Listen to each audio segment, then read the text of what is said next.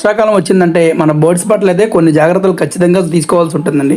Seasonal changings టైంలో అయితే తప్పనిసరిగా మనం పెంచుకునే బర్డ్స్ పట్ల అయితే కొన్ని స్పెషల్ కేర్స్ అయితే ఖచ్చితంగా తీసుకోవాల్సి ఉంటుందండి.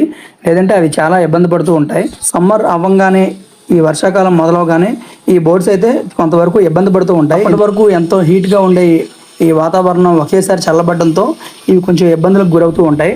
అవి ఏంటంటే ముఖ్యంగా ఈ అవుట్డోర్ కేజ్ సెటప్ ఉన్న వాళ్ళైతే చాలా జాగ్రత్తలు వహించాల్సి ఉంటుంది.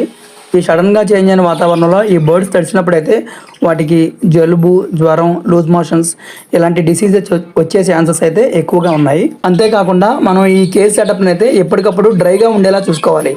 ఈ వర్షాల వల్ల ఈ కేజ్ సెటప్ ఎప్పటికప్పుడు ఆరిపోకుండా తడిగా ఉండడం వల్ల లేనిపోని బ్యాక్టీరియా చేరి వాటి ఫుడ్లోకి ప్రవేశించి వాటి ద్వారా ఆ బర్డ్స్ కడుపులోకి వెళ్ళే ఛాన్సెస్ ఉన్నాయి. దానివల్ల అయితే వాటికి చిన్న చిన్న డిసీజెస్ వచ్చి అవి కూడా ఇబ్బంది పడుతూ ఉంటాయి. అలా కాకుండా మనం ఈ కేజ్ సెటప్ని ఎప్పటికప్పుడు డ్రైగా ఉండేలా చూసుకుంటే వాటిని ఏ డిసీజెస్ రాకుండా మనం అయితే కాపాడుకోవచ్చు.